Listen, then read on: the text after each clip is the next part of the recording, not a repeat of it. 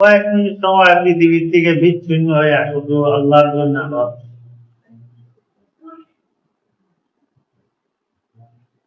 রাসূল আকরাম সাল্লাল্লাহু আলাইহি ওয়াসাল্লাম ইরশাদ করতেন, হযরত খাব্বাব রাদিয়াল্লাহু আনহুকে, হে খাব্বাব, তুমি মাগরিবের পরে 3 চুলের আমল করবে আর ফজরের পর বিসমিল্লাহ সহ কুল আল্লাহু 3 বার, সূরা ফালাক 3 বার, সূরা নাস। যদি মাগরিবের পরে পড়ো তাহলে আল্লাহ পাক তোমাকে সারা রাত সকল প্রকার ক্ষতি থেকে হেফাজত করবে। ফজরের পরে পড়লে সারা দিন সকল প্রকার ক্ষতি থেকে হেফাজত। আজকে আমরা এই আমলটা এখানে করব এবং এই আমলটা আমরা বাড়িতে নিয়ে যাব। যেখানে আমরা মাগরিব করি এই আমলটা কইরা করে ইনশাআল্লাহ আল্লাহ পাকের দয়া হবে, ক্ষতির থেকে আল্লাহ পাক হেফাজত। তবে আমরা আমলটা করিনি, শুধু বিসমিল্লাহ দিয়ে ইসরা বলতে হবে 3 বার। বিসমিল্লাহির রহমানির রহিম, কুল হুয়াল্লাহু আহাদ, বিসমিল্লাহির রহমানির রহিম, কুল হুয়াল্লাহু আহাদ, আল্লাহু সামাদ, লাম ইয়ালিদ ওয়া লাম ইউলাদ, বিসমিল্লাহির রহমানির রহিম, কুল হুয়াল্লাহু আহাদ, আল্লাহু সামাদ, বিসমিল্লাহির রহমানির রহিম, কুল আউযু বিরাব্বিল ফালাক, আমিন।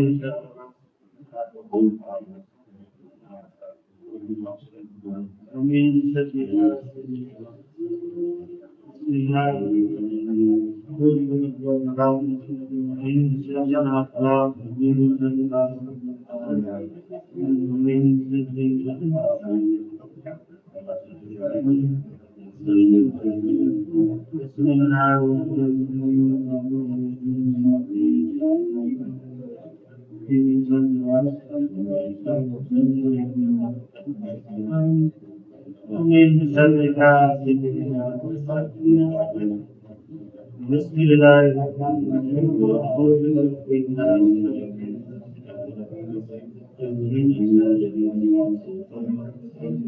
الذي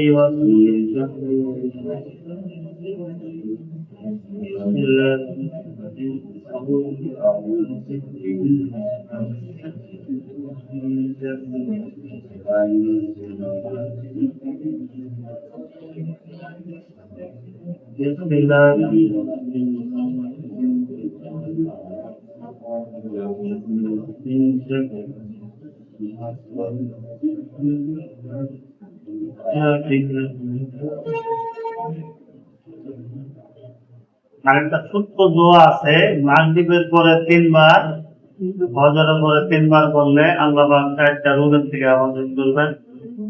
একটা হলো লোকটা পাগল হবে না, অন্ধ হবে না, নষ্ট হবে না, প্যারালাইসিস হবে না। মানুষই স্ট্রোক করে প্যারালাইসিস করে কিন্তু বয়সে অনেক মানুষ। এই আমলটা মাগরিবের পরে 3 বার, ফজরের পরে 3 বার করলে আশা করা যায় আল্লাহ পাক এই রোগের থেকে হেফাজত করবেন। দোয়াটা হইল সুবহানাল্লাহিল আযীম ওয়া বিহামদিহি ওয়ালা হাওলা ওয়ালা কুওয়াতা ইল্লা বিল্লাহ। দোয়াটা হলো সুবহানাল্লাহিল আযীম ওয়া বিহামদিহি ওয়ালা হাওলা ওয়ালা কুওয়াতা ইল্লা বিল্লাহ। আমরা তো ইনশাআল্লাহ সুবহানাল্লাহিল আযীম ওয়া বিহামদিহি ওয়ালা হাওলা ওয়ালা কুওয়াতা ইল্লা বিল্লাহ। ডেইলি আমলটা আমরা বাড়িতে নিয়ে যাব, যেখানে মাগরিব পড়বো, ফজর পড়বো, ইনশাআল্লাহ আমল করব। সে আমলটা তো আগে দিন যায়, আমরা ভালো করে দেখি কোন বালা একটা স্মৃতি সারণ রেডি আছে, যেমন আমরা ভাই শুধু আছে ওই সময় আব্বার সাথে আসলাম, আরে কি দিয়েছে এদিক দিয়ে ফুল বার হইয়া সাঁকো বার হইয়া সাঁকোটা যে বই দিয়ে আছে আপনার এখন তর্ক পাবো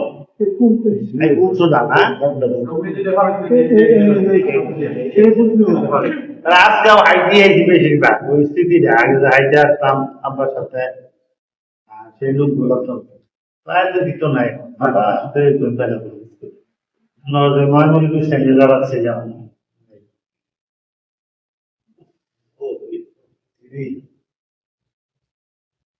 আল্লাহ পাক ارشاد করেন, ইয়া আইয়ুহাল ইনসান মা গাররাকা বিরাব্বিকাল কারীম। হে মানুষ, মাওলায় পাক থেকে, আল্লাহ পাক রব্বে কারীম থেকে, দয়ালু মাওলা থেকে তোমাদেরকে কে দূরে সরাইছে? সব বন্ধ হইতেছে, একটা চলো।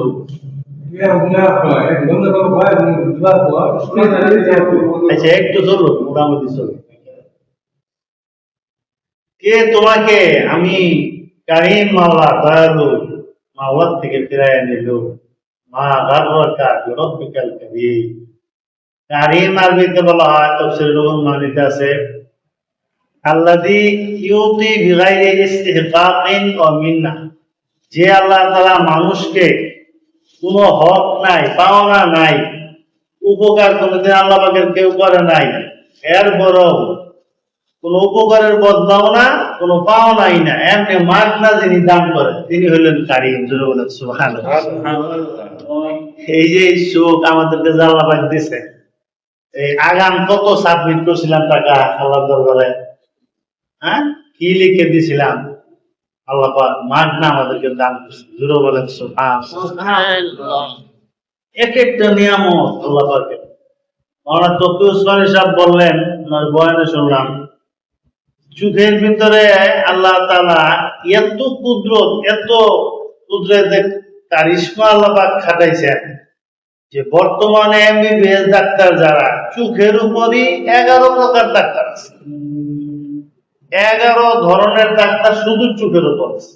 কেউ এই যে সাদা অংশের, কেউ কালো অংশের, কেউ ভিতর অংশের, কেউ সাইডের অংশের, কেউ রকম, একজন একটা বিষয়ে স্পেশালিস্ট। অন্য লোকের কাছে গেলে বলছে না এই বিভাগে আমি না, আমি হলাম কালার উঠবে।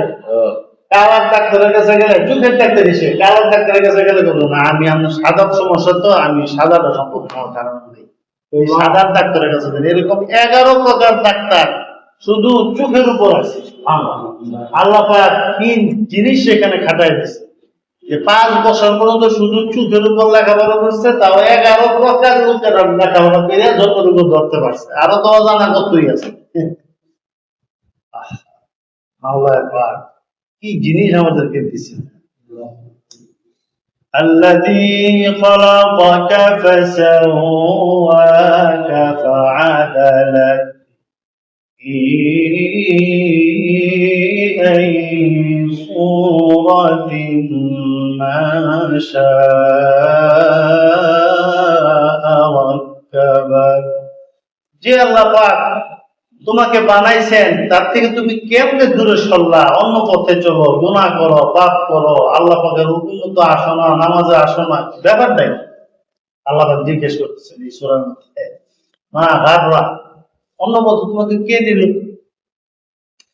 যিনি তোমাকে সৃষ্টি করেছেন, ফাসাওয়াকা, সুবিন্যস্ত করেছেন, যেখানে যে অঙ্গটা দিলে তোমার জন্য ভালো হইতো সেখানেই দিছে। নাকটা যদি আল্লাহ পাক এখানে না দিয়ে পিঠের পিছনে দিতেন, তাহলে খানা খাদ্যের আগে নাক দিয়ে আগে আমরা সঙ্গে বুঝি যে এটা কেমন, পাশি না টাটকা নাকি। নাক যদি ওই পিছু হইতো, শীতের দিন জ্যাকেট ম্যাকেট সব তুলো, খুললে না হেরে যাও। আল্লাহ পাক বলেন যেখানে যে অঙ্কটা দিলে তোমার জন্য সুন্দর হবে, মানানসই হবে, সেইখানে আমি সেটা দিছি। আর কি করছি? ফাআদালাক, সমতা দান করেছি। একটা অঙ্গের সাথে আর একটা অঙ্গের মিল করে দিছি। 2টা পা আল্লাহ পাক আমাদেরকে দিছেন। মায়ের রাহেমের ভিতরে অন্ধকার, কোন আলো বাতাসের কোন ব্যবস্থা নাই, সেইখানে আল্লাহ পাক আমাদেরকে পা দিয়েছেন 2টা সমান। পৃথিবীর কোন বৈজ্ঞানিক পাইপা 1 সুতা বেশ কম পায়। 2টা পায়ের টাকনুর যে মিলটা, যাদেরকে আল্লাহ পাক দিয়েছেন সুস্থ অবস্থায় বানাইছেন, ল্যাংড়া তোলা ভিন্ন কথা, কিন্তু যাদেরকে আল্লাহ পাক সুস্থ অবস্থায় বানাইছেন, একটা পায়ের সাথে আর একটা পায়ের এত সমতা মিল, একটা সুতা বেশ কম।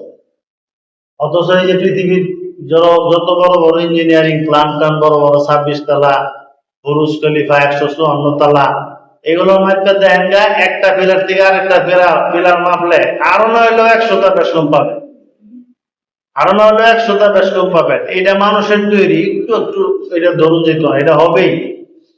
তো আল্লাহ পাক এই অন্ধকার কুটিরে কোনো লাইটিং নাই, কিচ্ছু নাই, কিভাবে 2টা পা এক সমান বানাইলেন?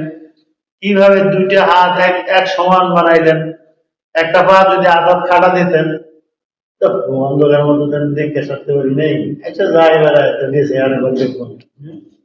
এরকম হয়েছে আল্লাহ পাকের ভুল? ভুল হয়নি, সমান, সব সমান, বা আদা লাগ সমতা দান করেছেন আল্লাহ তাআলা।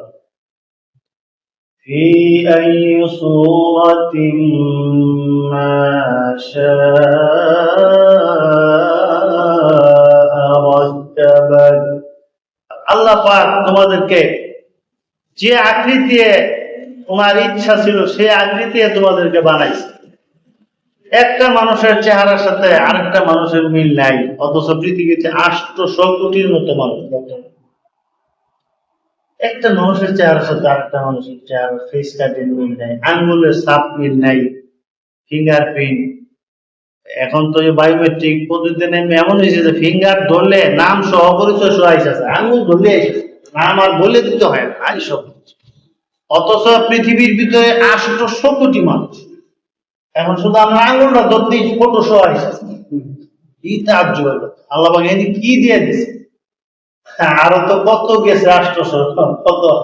দৈনিক পৃথিবীতে নতুন নতুন বাচ্চা আসে, বৈজ্ঞানিকরা হিসাব করে দেখছেন যে মোটামুটি নতুন মানুষ আসে 40 লক্ষ পৃথিবীতে, দৈনিক নতুন মানুষ। এদেরও একটা মানুষের চেহারার সাথে আরেকটা মানুষের চেহারার মিল নাই, একটা মানুষের আঙ্গুলের ছাপের সাথে আরেকটা মানুষের আঙ্গুলের ছাপের মিল নাই। এটাই হলো লা ইলাহা ইল্লাল্লাহ হাকিকত। আল্লাহ পাক এমন কুদরত, আল্লাহ পাকের ভান্ডারে কি পরিমাণ ফিঙ্গারপ্রিন্ট আছে, তাহলে আল্লাহ পাকের ভান্ডারে কি পরিমাণ চেহারা আছে, একজনের সাথে আরেকজনের মিল নাই। কি এই সূরাতুল মাসা, কাল্লা বাল তুকাদ্দিবুনা বিদ্দীন। তোমরা তো আসলে দিন মানো না, দিন ধর্ম থেকে দূরে, হ্যাঁ, আল্লাহ রসুলকে মানো না, ব্যাপারটা কি? আল্লাহ পাক এখানে প্রশ্ন করতেছে। যেন ভাইয়ারা, আল্লাহ পাকের দরবারে আমাদের যাইতে হবে, আমরা যেন আল্লাহ পাককে চিনিয়া জানিয়া ওনার গোলামি কইরা কালেমাটা নিয়ে যেতে পারি। হাদিসে আছে, মান কালা লা ইলাহা ইল্লাল্লাহ দাখালাল জান্নাহ, যে লা ইলাহা ইল্লাল্লাহ বলল ঈমানের সাথে ইয়াকিনের সাথে, সে অবশ্যই জান্নাতে প্রবেশ করবে। সুবহানাল্লাহ। ইন্নাল আবরারা লাফি নাঈম ওয়া ইন্নাল ফুজ্জারা লাফি জাহিম। ভালো যারা নেক কাজ করে, যারা লা ইলাহা ইল্লাল্লাহর উপর যারা চলে, এই লা ইলাহা ইল্লাল্লাহর যে অর্থটা, এটা আমরা করি কিছুতেই কিছু হয় না, সবকিছু আল্লাহ পাকের হুকুম, আল্লাহ ছাড়া কোনো মাবুদ, এভাবে করি। কিন্তু এর হাকিকতটা আমরা বুঝি না, এই কালেমার মধ্যে আসলে কি চাওয়া হয়েছে। এটা নিয়ে আমার একটু কয়েকটা কথা আছে।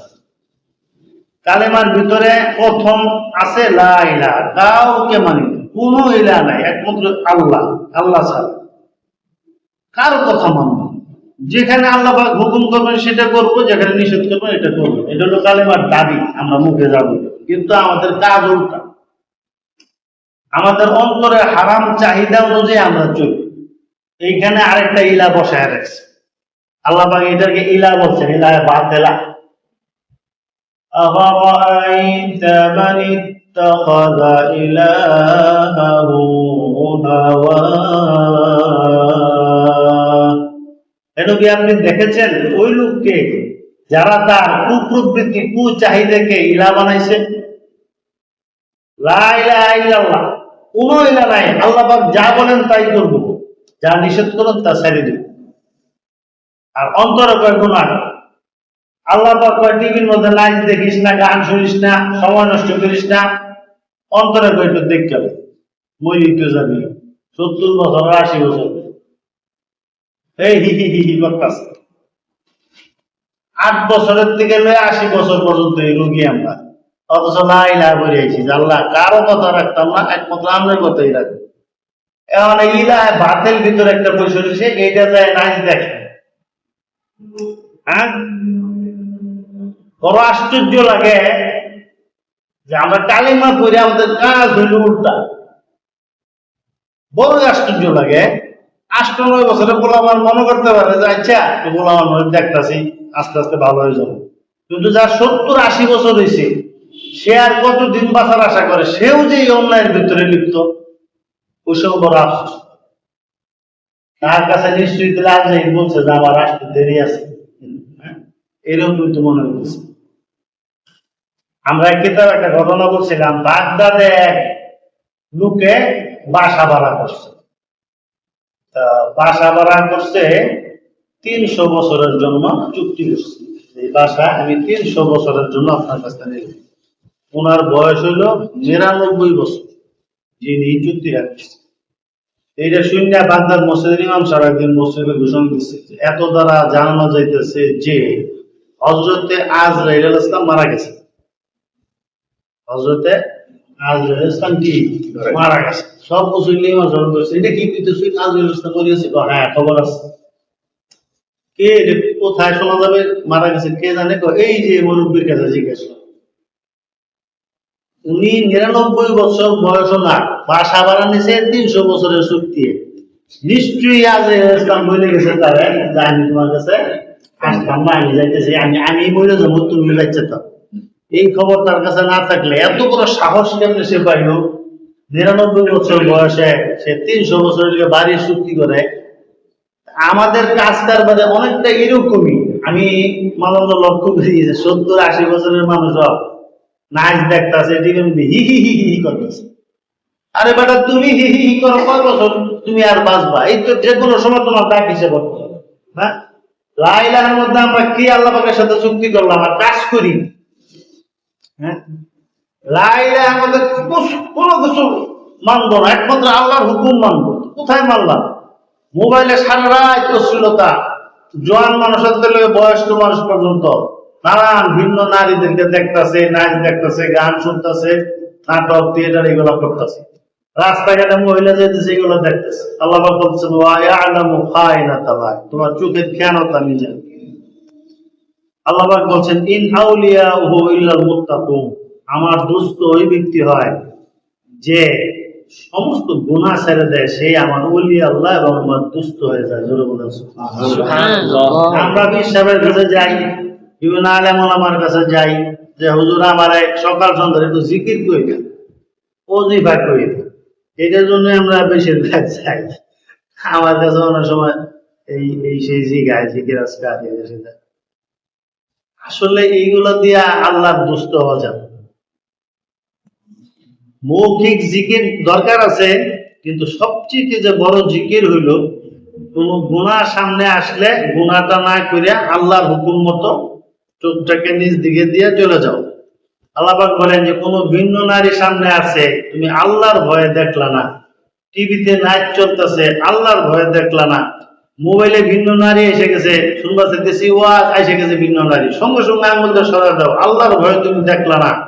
আল্লাহ পাক বলেন এই গুনাহ থেকে যদি তোমার চক্ষুকে হেফাজত করতে পারো, সঙ্গে সঙ্গে তোমার নামের লিস্টিটা ওলি আল্লাহর কাতারে লিখে দাও। আর সারাদিন সুবহানাল্লাহ জিকির করতেছ, কিন্তু টিভির সামনে বইয়া সুবহানাল্লাহ করো, আবার নাইসও দেখতেছ, জীবনও তুমি আল্লাহর ওলি হইতে পারো। সমস্ত গুনাহ যে ছেড়ে দেয়।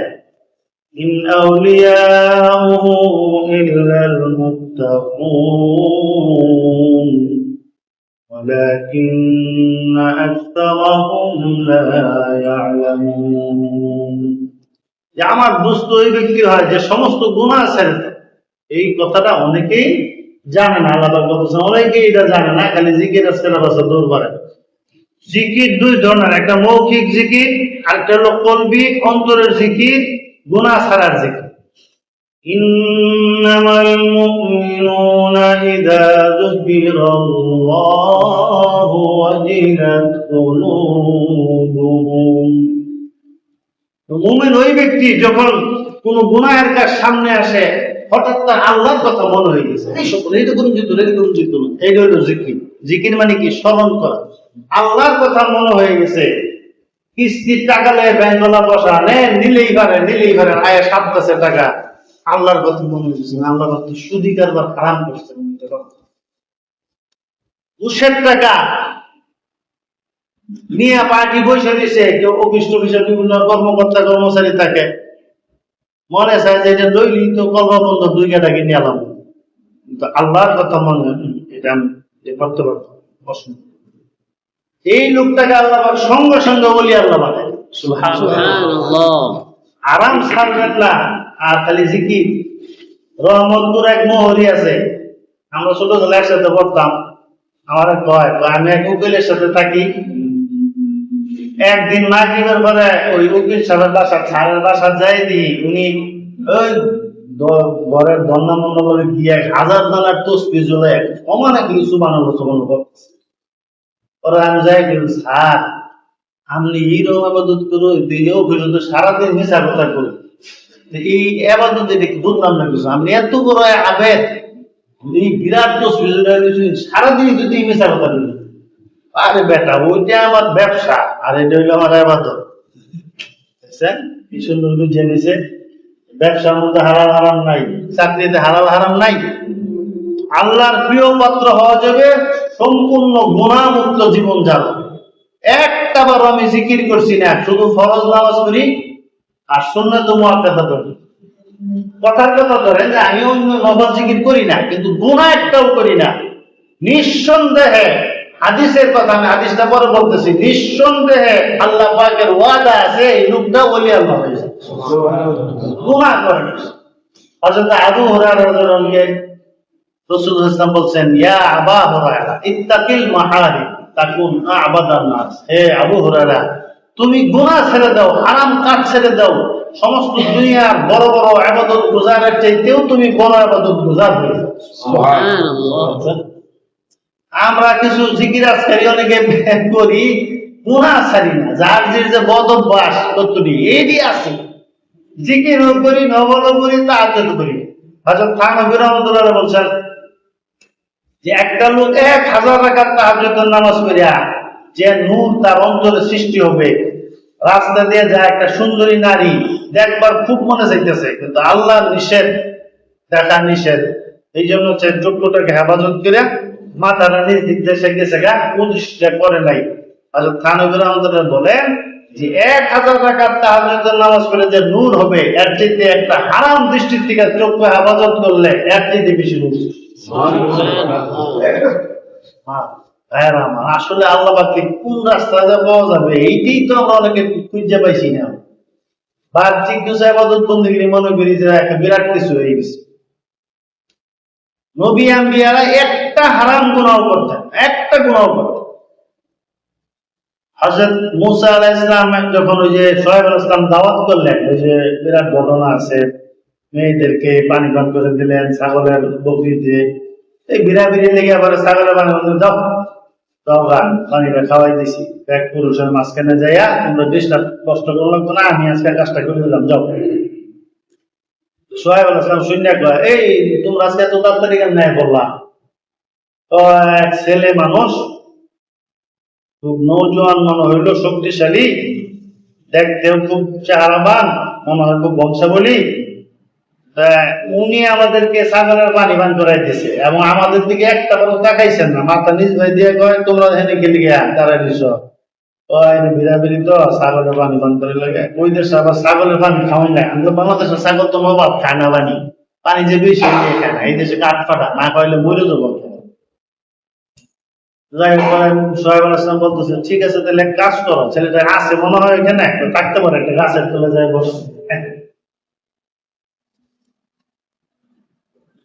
ثم تولى إلى الظل موسى عليه السلام ছায়ার নিচে বসে।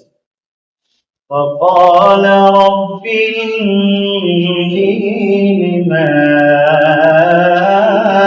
أنزلت إلي من خير فقير। 3 দিন যাবত খাই না, ফেরাউনের জ্বালায় আমি ওই দেশে থাকতে পারছি না। 3 দিন যাবত থেকে আসতেই আছে, খাই না, 3 দিন যাবত খাই না। আল্লাহ আমার একটু খাওয়ার ব্যবস্থা করে দিন। আল্লাহ বাবা ঠিক আছে আমি ব্যবস্থা করতেছি। সোহাইব আলাইহিস সালামের মনে জাগাই দিয়েছেন যে বাচ্চারা থেকে জানি আসছে, যাও তো দেখি একটু ডাক দেন না, আমি যত্ন আদর করি, নাস্তা দিই। পরে উনারই মেয়ে, যে ছেলে নাই ওই জমানায়, আবার ওই একেবারে মুখ ঢাকার মাস্টারটা হালকা ছিল ওই শরীর, তা মেয়েটা খুব লাজুক অবস্থা আসছে না, ছেলে মানুষের ডাক্তার নেওয়া আবার নতুন করে আইসা, এটা তার খুব লজ্জা লাগতেছে। وجاءت إحداهما تمشي على استحياء قالت إن أبي, লাজুক অবস্থায় আইসা বলতেছেন যে আমার আব্বা না আপনাকে একটু ডাকতেছে। إن أبي يدعوك ليجزيك أجر ما سقيت لنا, আমার আব্বা আপনাকে ডাকতেছে। কেন ডাকতেছে? বলতেছে যে আপনি আমাদেরকে ছাগলের পানি টানি খাওয়াইছেন, হয়তো আব্বার কিছু মেহমানদারি করার কি ইচ্ছা নাকি, ওই কি দরকার ছিল বুঝলিবা জানাটা। আবার ভিতরে ভিতরে ভালোই হয়েছে দেখাবার হইলে 3 দিন যাবৎ খাই না। মেয়ে যখন দেখে বাসার দিকে নেয়, পাহাড়ি এলাকা তো, হযরত দেখেন এর নবীর তাকওয়া রাখেন। হযরত মুসা আলাইহিস সালাম বলতেছেন, মাথা নিচ দিক দিয়ে বলতেছেন, বোন তুমি আমার পেছনে যাও, পিছনে যায় আমাকে ডান বাম বলে দিবা, ওইভাবে আমি চলবো, সামনে যাও। মুফাসসিরিন কেরাম লিখছেন যে মুসা আলাইহিস সালামের অজানা কোনো দৃষ্টি, বেখেয়ালে কোনো দৃষ্টি ওই মেয়েটার উপর পড়ে যেতে পারে, এই ভয়ে তিনি মেয়েকে বলছেন যে তুমি সামনে চলো না পিছনে যাও। একজন নবী কেমন তাকওয়াওয়ালা তাহলে থাকতে পারে, একটা বেখেয়াল একটা কুদৃষ্টিও যেন না হয়ে যায়, এত তাকওয়াওয়ালা। এই নবীর খাস উম্মত যারা হইতে পারবে, এরা নবীর পরবর্তী যে ওলিদের দরবার আছে, দরজাটা আছে, এই দরজাটা আল্লাহ পাক এখনো দিয়ে দিবেন তাদের। সুবহানাল্লাহ। এই চোখ হেফাজত করার এত ফজিলত আল্লাহ পাক এত নূর দেন। হাদিসে আছে আন্নাজু সামুন মিন সিহাম ইবলিস মাসমুম, কুদৃষ্টি শয়তানের বিষাক্ত একটা তীর, মাসমুম বিষাক্ত। মান তারাকা মাখাফাতি, যে আমি আল্লাহর ভয়ে কুদৃষ্টির থেকে চক্ষুকে হেফাজত করলো, আবদালতু ঈমানা, আমি তাকে ঈমানের দৌলত দিয়ে দিব, ইয়াজিদু হালাওয়াতাহু ফি কলবি, তার অন্তরের মধ্যে ঈমানের মধুরতা সে পায় যাবে। সুবহানাল্লাহ। ঈমানের হালুয়ার মজা আমরা পাই না কেন? সারাক্ষণ খালি গুনাহ খাতায় লিপ্ত, কোন একটা কুদৃষ্টির থেকে। টিভি চলতেছে, না যায় মহিলা এসে গেছে, খবরের উদ্দেশ্যে অনেকে যায়, যে খবরটা তো শুনুনি যায় তবলিগের দিকে অসুবিধা কিছু, খবরটা শুনতাম না, খবরটা ওনার নিয়ে শয়তানে করে আগে বেডিটা দেখে দাও। খবর কি? আগে বেডি দেখ, নাক কিরম, মুখ কিরম, চোখ কিরম, এটা দেখ গেল, বড় হইলো খবরে আলা। এই সমস্ত কইরা আমাদেরকে গুনাহের ভিতরে নিয়ে আসে। আমার ভাইয়া, মোবাইলের মধ্যে অশ্লীলতা আসে, ওয়াজ শুনতেছেন আর বেডাই। আমার হযরত বলেন পীর সাহেব হুজুর, কিশোরগঞ্জের হযরত আরেফ বিল্লাহ হযরত মাওলানা ইসমাইল সাহেব দাওয়াত বলতেন, সঙ্গে সঙ্গে আঙ্গুল দিয়ে সরায় দাও। সঙ্গে সঙ্গে তুমি যখন আঙ্গুল দিয়ে সরায় দিবা, সঙ্গে সঙ্গে ঈমানের হালুয়া তোমার অন্তরে আল্লাহ প্রবেশ করাবে। ঈমানের হালুয়া পাওয়ার গেলে কুদৃষ্টির থেকে চক্ষুকে হেফাজত করতে হয়। ওই সময় ঈমানের মজা সে পায়, এত মজা পাবে, তার কথা নুরানি হয়ে যাবে, তার আমল নুরানি হয়ে যাবে, এমনকি চেহারার মধ্যে নূর এসে যাবে। আল্লাহ তাআলার কাছে এই নূর নিয়া, নূরুম ইয়াসআ বাইনা আইদিহিম, আসরের মধ্যে সেই নূর নিয়ে চলবে, অন্যরা অন্ধকারে সে নূর আলোকিতের ভিতরে চলবে। এই নূর নিয়ে আসে জিনা হিসেবে জান্নাতে চলে যাবে। গুনাহমুক্ত জীবনের এত মজা। আবদালতু ঈমানা ইয়াজিদু হালাওয়াতাল কলব। এই জন্য অন্তরের মধ্যে যদি আমরা হারাম জিনিসটাকে অন্তর থেকে বের করতে পারি, এটা হলো লা ইলাহা। এই লা ইলাহা ইল্লাল্লাহ, কোনো ইলাহ নাই, কেউ নাই, কোনো জায়গা নাই, ইল্লাল্লাহ, একমাত্র আল্লাহর হুকুম, আল্লাহর দেওয়া নূর আমার অন্তরে যেন থাকে। এইভাবে যদি গুনাহমুক্ত আমরা হইতে পারি, আল্লাহ পাক বলেন যে পৃথিবীর কোনো জায়গা নাই যে আমাকে বহন করতে পারে। কিন্তু মুমিনের দিল এমন ভাবে আমি বানাই দিছি যে এই যে পৃথিবীর দিকে 13 লক্ষ গুণ বড় হলো সূর্য। সূর্য এত বড় সূর্য, এটা যদি পৃথিবীর দিকে আসা শুরু হয় তাহলে তো পৃথিবীর মধ্যে আসতো না, হ্যাঁ পৃথিবীতে 13 লক্ষ গুণ বড়। কিন্তু এটা আয়না ধরেন, দেখবেন আয়নার মধ্যে সূর্যটা এসে এত বিশাল সূর্যটা কেমনে আসবে? আল্লাহ পাক বলেন অন্তরটাকে মানুষের এইভাবে আমি বানাইছি যে গুণামুক্ত যখন মানুষের দিল হয় ওই সময় দিলে আমি আল্লাহ তাআলা জায়গা করতে পারি, যেটা বলেন সুবহানাল্লাহ। এটাকেই বলা হয় আল্লাহওয়ালা দিল। মানুষ করে আল্লাহওয়ালা মানুষ, সবাই তো আল্লাহরই বান্দা, আল্লাহওয়ালা তাকে কেন বলা হইতেছে? সে আল্লাহকে নিয়ে চলে, তার দিলের ভিতরে আল্লাহ পাক মান্না গঞ্জম ধরে জমিন ও আসমান। এক কবি এটাকে বলছে যে আমি তো কোথাও আছি না, আমার জায়গা কোথাও হয় না। মুসা আলাইহিস সালাম চাইছিলেন যে একটু দেখি আল্লাহ আপনাকে, আল্লাহ পাকের সাথে উনি কথা বলতেন, কথা বলতে বলতে দেখার ইচ্ছা হয়েছে। এটা দুনিয়ার এশকে মাজাজি যাদের আছে, এই দুনিয়ার জাগতিক মায়া মমতা নিয়ে যারা ঘুরে হারাম মোহাম্মত গুলা, এইটাও একই সব। এশকে হাকিকি আর এশকে মাজাজি স্বভাব একই। এটা খারাপ পথে চালিত হয়, ওটা ভালো পথে চালিত হয়। যারা মনে করেন এক মহিলার সাথে মোবাইল টোবাইল হইতে হইতে আস্তে আস্তে একটা রিলেশন বাড়তেছে, পরে এক সময় কি কর, আমি এটা না দেখলে তার আমি বাঁচি না। আমার এরকম করে করে দেখবার মানুষ। আমি ঢাকার মিরপুরে পড়াইতাম 2 বছর। একটা লিগের এক আমির সাহেব এসে বলতেছেন আজকে একটা বিয়া খেয়ে বিয়া খাইলেন, একটা ছেলে ইরান থেকে একটা মেয়েরে বাগায় লয়ে বসছে এই মোবাইলের রেমুলে। এই বেডি যার টাকা পয়সা তার নিজস্ব ছিল, বাপের দাওয়াত কইয়া না কই যাবো হোক, সে আইসে গেছে একদম আমার সব ফাইনাল এসে গেছে। এখন বিয়া ওই বিয়ার দাওয়াত দিছে, কি করবো, বিয়াটা খাই মোবাইলে আলাপ হইতে হইতে পর দেখবার ইচ্ছা। মুসা আলাইহিস সালাম আল্লাহ পাকের সাথে খালি আলাপ হয়, এটা হলো এশকে হাকিকি, আসলে ওইটি তো আসলে এটা তো বসে গান্ধা এস। উনারও মনে চাইছে আল্লাহ এত খালি আলাপ করি, আমরা একটু না দেখলে আমি আর বাঁচি না। আল্লাহ কয় আপনি এই আলাপটা বাদ দিয়ে করুন, অন্য আলাপ করুন, এইটা চলতো। কয় না আমি তো দেখবারই, আমি দেখি সব মানুষ না শুনবান্ধা কোরআনে বাক্যে আছে এশকের কথা, তো আল্লাহ পাকে পছন্দ হয়েছে, এই জন্য আনছেন। رب أرني أنظر إليك قال لن تراني। আল্লাহ আমি আপনাকে একটু দেখতে চাই, খালি বারবার কথা কই, দেখবার খুব ইচ্ছা, না দেখে আর বাঁচি না আমি। আল্লাহ পাক বলেন হে মুসা লান তারানি, কখনো আপনারা তো দেখতে পারবেন না। মুসা আলাইহিস সালাম বারবার খালি একই আবদার, বড় এত দেখার মন ধরছে, ঠিক আছে ولكن انظر إلى الجبل فإن استقر مكانه فسوف تراني।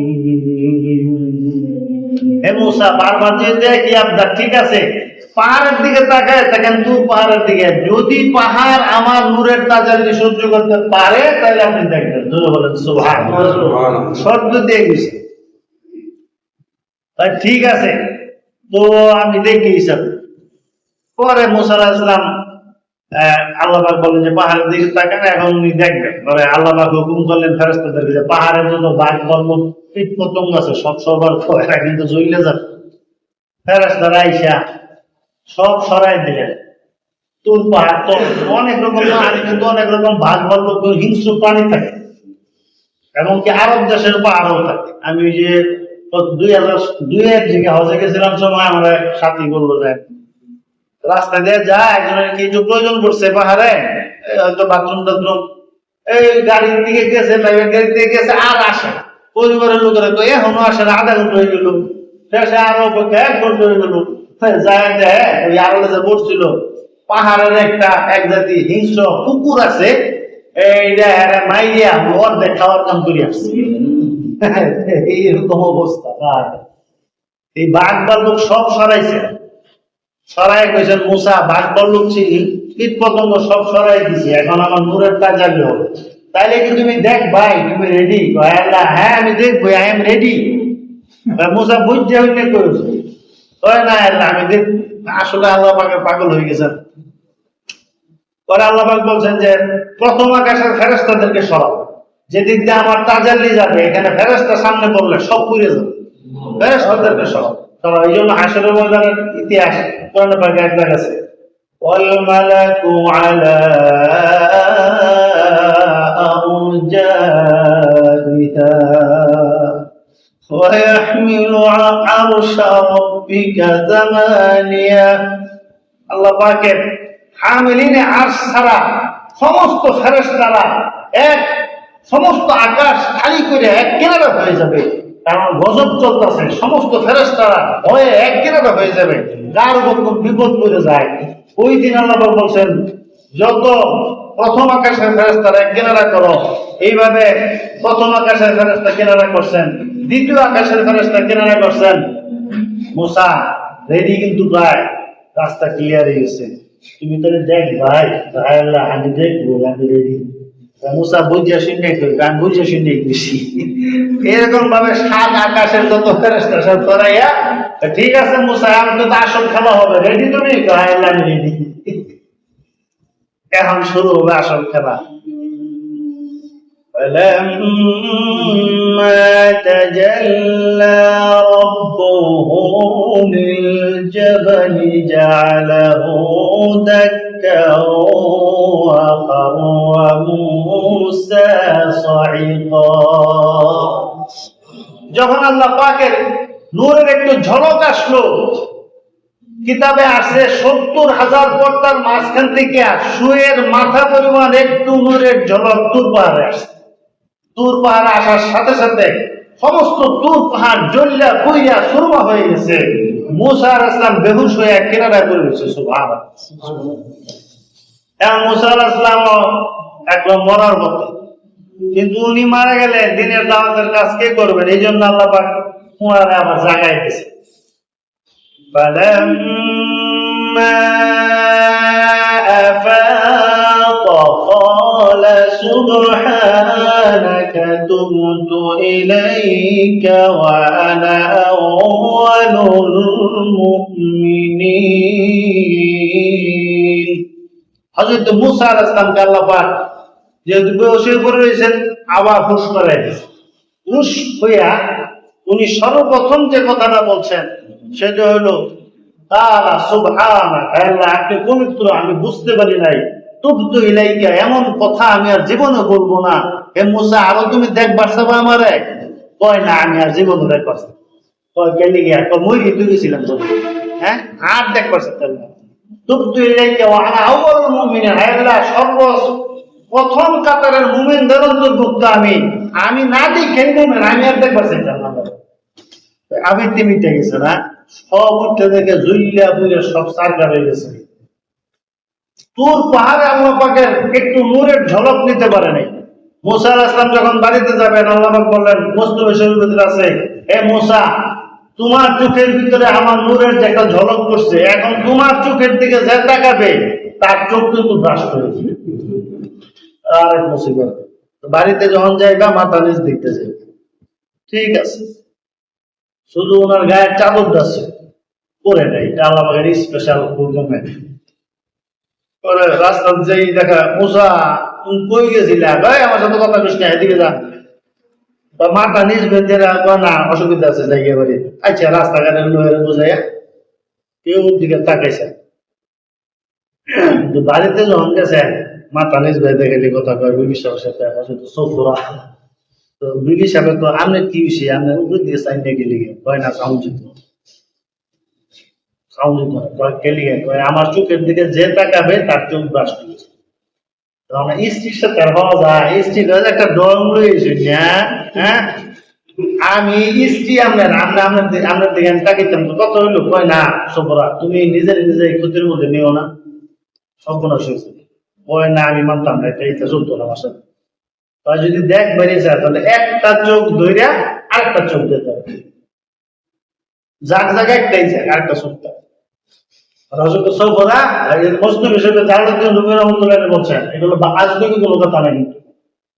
একটা চোখ ধরে আরেকটা চোখের দিকে যখনই চাইছেন, ফট করে ভ্রাষ্ট হইয়া চোখটা ফুটে গেছে।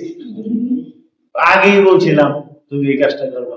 ও চোখ গেছে ঠিকই, কিন্তু আমার মনের মধ্যে বলবে এত নূর আর এত শান্তি পাইতেছি, সুবহানাল্লাহ, আমার এই চোখ দিয়ে দেখবো না, আমরা দেখতো না একটা চোখ ভালো আছে, কয় না আমি এইটা দেবো। পরে আবার এই চোখ দিয়ে যখন দেখবার গেছে, মুসা আলাইহিস সালামের চোখের সাথে চোখ পড়ার সাথে সাথে ফাস্ট হয়ে গেছে। সে কারেন্টের বিভ্রাট দেয় না, ভাও খাইতে যায়। এখন দুর্গা চুকিয়ে গেছে, তোমার না করলাম। আল্লাহ পাক ডাকলেন, হে মুসা, তুমি না করলে কি বই, পাগলি তো মানে না। হ্যাঁ, ও তো আমার পাগল হইছে, সুতরাং আমার জন্য যেহেতু তার আমার মহব্বতে তার দুটো চক্ষু দিয়ে দিছে, ঠিক আছে, চিন্তার কোনো কারণ নাই, আমি আবার তাকে নতুন দুটো চক্ষু দিয়ে দেব। এখন দেখবে সারা জীবন আর কিছু হবে না। জোরে বলুন সুবহানাল্লাহ। এই হলো সংক্ষিপ্ত কথা। তুর পাহাড় যাকে বহন করতে পারে না আল্লাহ পাকের নূরের তাজাল্লি, সেই আল্লাহ পাক বলতেছেন যে মানুষের অন্তরটাকে আমি এমন ভাবে বানাইছি যে এইখানে আমার জায়গা হয়। এটা কোন সময় হয়? যখন সমস্ত গুনাহের থেকে মানুষ দূরে সরে, বলবেন না তার কোনো গায়রুল্লাহর মহব্বত নাই। এই যে লা ইলাহা দিয়ে এটাকে কাটছি আমরা, লা ইলাহা, কারো জায়গা নাই আমার দিলে। কোনো হারাম আমি করব না, কোনো হারাম নজর করব না, কোনো হারাম দৃষ্টি করব না, কোনো হারাম গুনাহ করব না, গিল্লা গীবত করব না। এই ধরনের অন্যায় অপরাধ থেকে যখন দূরে থাকে, আল্লাহ পাক বলেন এই দিলে আমি আল্লাহ নিজে হাজির হয়ে যাই। সুবহানাল্লাহ। এবং এটা একটা হাদিসের মধ্যে আছে, হাদিস দ্বারা মুআইয়াদ, কুনতু সামআন আসমাউ বিহি, তাসমাউ বিহি, বা আমি তার চোখ হয়ে যাই, আমার চোখ আমাকে দিয়ে সে দেখে। জোরে বলেন সুবহানাল্লাহ। এগুলো অনেক গভীর কথা, ওইদিকে না যাই। তাহলে গুনাহ মুক্ত থাকার ভিতরে প্রকৃত আল্লাহর ভিলায়াত পাওয়া যায়, আল্লাহর দোস্ত। এটাই হলো লা ইলাহা ইল্লাল্লাহ মেহর। আমাদের দাদা পীর সাহেব সুলতানুল আরিফিন হযরত মাওলানা হাকিম মুহাম্মদ আখতার সাহেব রাহমাতুল্লাহ আলাইহি, যে তিনটা গুনাহের থেকে বিশেষ করে যে দূরে থাকবে, আল্লাহ পাক তাকে তার শ্রেষ্ঠ ওলিদের কাতারে তার নাম লিখে দেবে। তিনটা গুনাহ, একটা হলো চোখের কুদৃষ্টির গুনাহ, এর থেকে যে হেফাজত করতে পারবে নিজের চোখকে, আল্লাহ পাক হালুয়া ঈমান দিবেন এবং ওলি আল্লাহর দৃষ্টি তার নাম লিখে দেবে। এই জন্য এই বদ অভ্যাস আমরা ছেড়ে দেই, এই গুনাহ আমরা করব না, চোখের গুনাহটার থেকে আমরা বাঁচার চেষ্টা করব। পারবো ইনশাআল্লাহ।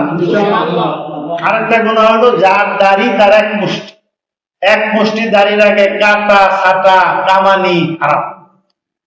যার দাড়ি তার এক মুষ্টির পরে দাড়ি যত সুন্দর করে রাখা যায়, নবুয়তের বাগানকে সুন্দর করে রাখা, এটা উত্তম। বিশাল লম্বা বানানো এটা ঠিক নিষেধ আছে। ছিটা লাগে, নাপাক লাগে, পয়সা বলে এরকম বস্তা ছড়াইয়া যায়। এক মুষ্টির পরে যত সুন্দর করা যায়।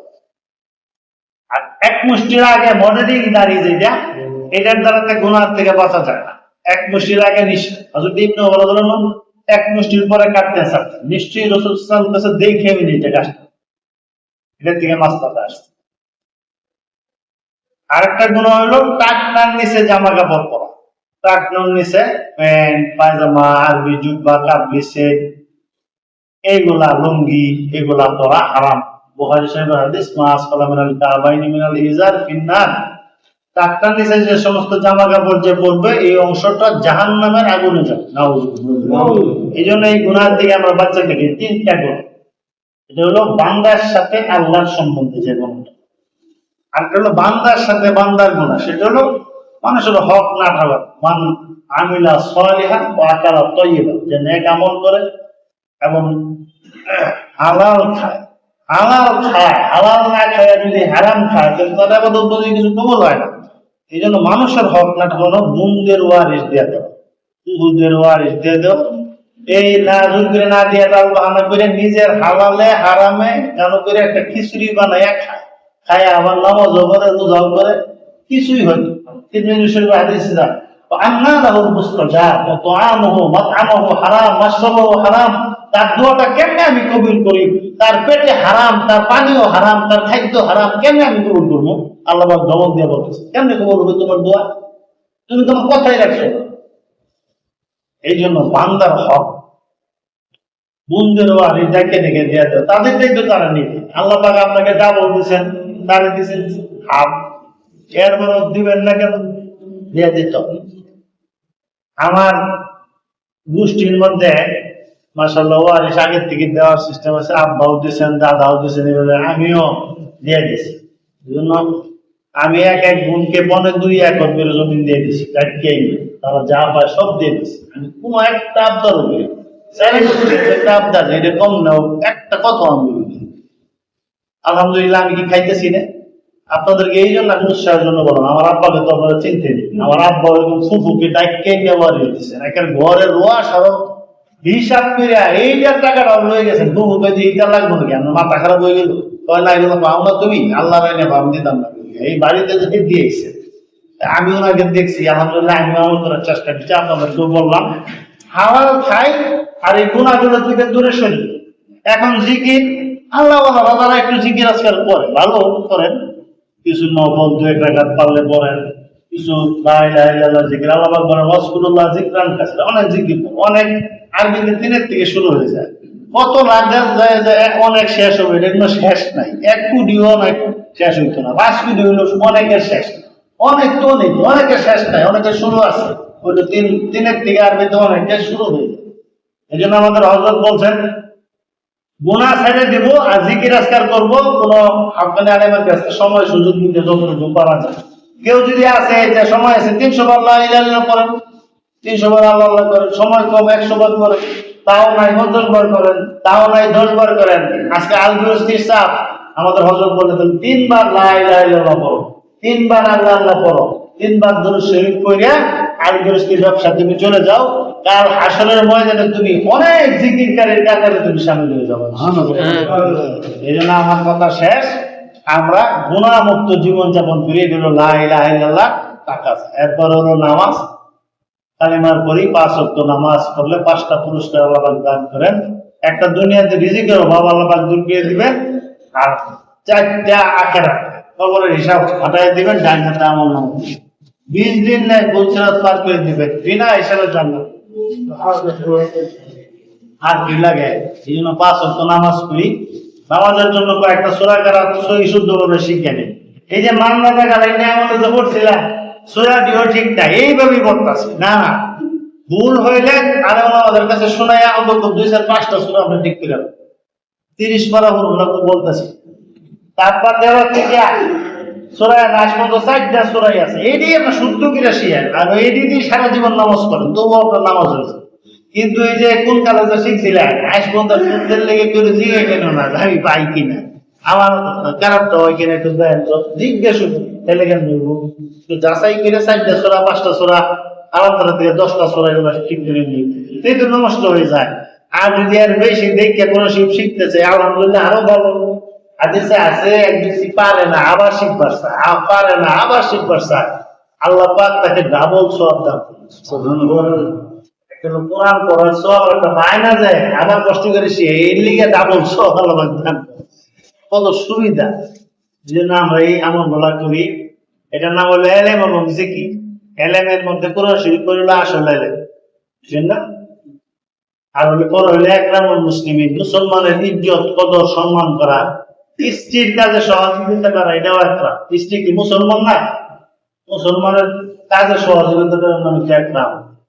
দেখবেন আজকে স্ত্রীর এই মূলা শাক, ডেঙ্গা শাক, পিয়া তেতুরির সামনে এইটা কোন সময় এটা কাটবে, কোন সময় রাখবে, আমাদের সামনে দিয়ে যান, আরে তোমার তো কাজের বোঝা হয়ে গেছে, আজকে দাও না শুধু দাও না, একটু পেঁয়াজ মরিচ বাচ্চা দিই, একটু স্ত্রীর কাজে সহযোগিতা। রাসূল আকরাম সাল্লাল্লাহু আলাইহি ওয়াসাল্লাম আসরের পরে স্ত্রীদের খবর নিতেন, একরাম করতেন, সহযোগিতা করতেন।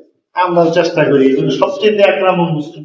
আমরা ওই একরাম না করে কি করি, ভাত খেলে এরাতে দেরি হইলো, তরকারি দেরিতে দেরি হইলো, এর লেগে অনেকে আমরা রাগ করি, অনেকে আছে মারামারি ঘোষাঘুষি গেলাগেলি পর্যন্ত যাই, এইটা হইলো একরাম আমাদের কাছে, গেলিগে দেরি হইলো, তার কাছে একটু সহযোগিতা করি, এটা হলো একরাম। পারবো না ইনশাআল্লাহ? স্ত্রীদের সাথে আমাদের খুব রাগ গুসা এগুলো নেওয়া হয়, কিন্তু তাদের একরাম আমরা বুঝি না, করি না, উচিত। আর স্ত্রীদেরকে গোসানি কিলানির একজন হাদিসে নিষেধ আছে, বাঁকা হাত দিতে বানানো হয়েছে, বেশি টাইট করবো যাওয়া সংসার ভেঙে যাবে, ওই বাঁকা নিয়েই তোমার সারা জীবন চলবা, চলবো, অসুবিধা নেই। এত রাগারাগি সমান সমান করে ফেললে ঝগড়া হবে। আমাদের মাইজ বাড়ি একবারটা স্ত্রীরে মাঠ পরে সবাই দূরে চিল্লা মিল্লাত লই গেছে, চিল্লাত গায়ে কয়েকদিন বালা, অন্যদিন 15-16 দিন পরে আবার এই আগের রাগ মারার বাউ, পরে স্ত্রী ঘুরছে আপনি চিল্লা দিয়ে এলেন নাম দেওয়া যায়, এই আগের মতো গেলেন এবার, ও তুই মনে করছো যে আমি চিল্লাতে ভালো হয়ে গেছি, হ্যাঁ এই আবার আগে। এই জন্য আমাদের এই যে আমরা যারা তাবলীগ করি বা ইসলামের মুরিদ বা মাদ্রাসার সাথে শুনি, আমাদের আচার আচরণ এই জন্য বুঝে মানুষ না, আলহামদুলিল্লাহ খুব ভালো আচার আচরণ যাতে বুঝে যে লোকটা ভালো। স্ত্রী যেন বাপের বাচ্চায় কয় যে না তোর দুলা ভাই না খুব ভালো মালিক মানুষ, আমি কত কিছু বই মাথা কাছে যায়। এইরকম একটা সার্টিফিকেট যদি স্ত্রী স্বামী আড়ালে যায় দেয়, আল্লাহ রাসূল সাল্লাল্লাহু আলাইহি ওয়াসাল্লাম বলছেন যে স্ত্রী যদি তার স্বামীকে আড়ালে যায় ভালো বলে, আল্লাহ পাক তাকে ওইভাবে স্ত্রীর সার্টিফিকেটের উপর ভিত্তি করে তাকে মাস মেরে জান্নাত দেবে। সুবহানাল্লাহ। হাদিসে স্ত্রী সামনে যদি বালা হয় তাহলে এটা আবার উঠে আড়ালে যায় কোন সামনে তো আড়ালে যাই বলতে হবে না তোর দুলা ভাই খুব ভালো মানুষ, অনেক ভালো, আমি যে কি অত্যাচার করি এই মানুষটাই আসলে লিপনা কারিম হাদিস আছে, ভদ্র যে হয় সেই স্ত্রীদের উপর আইরা যায়, স্ত্রীরা জয় লাগে। যাই হোক, এটা দেখলাম মুসলিম। আর সব কাজ সহি নিয়তে করলে, আল্লাহ পাক খুশি করার নিয়তে করলে, এটার যা যা খায় আল্লাহ পাক অবশ্যই আখিরাতে আমাদেরকে দিবে। সহি নিয়ত, এটার নাম হলো তাসকিয়া নিয়ত, মানে সহি নিয়ত। পরে হলো তাবলীগ, এগুলো কোথায় শেখা যাবে? আল্লাহ ওয়ালাদের কাছে শেখা যাবে। ইলিয়াস রহমাতুল্লাহ একটা সিস্টেম রাখছে, সাধারণ মানুষ আমরা যারা আছি কিছু কিছু সময় জীবনের 3 চিল্লা, বছরে 1 চিল্লা, মাসে 3 দিন তাবলীগে সময় লাগাইলে আল্লাহ ওয়ালাদের কাছে গেলে নিজের আমলের পরিবর্তন। আমরা ইনশাআল্লাহ কিছু সময় দিতে পারবো না, ইনশাআল্লাহ ইনশাআল্লাহ। আল্লাহ পাক আমাদেরকে তৌফিক দেন। আমিন।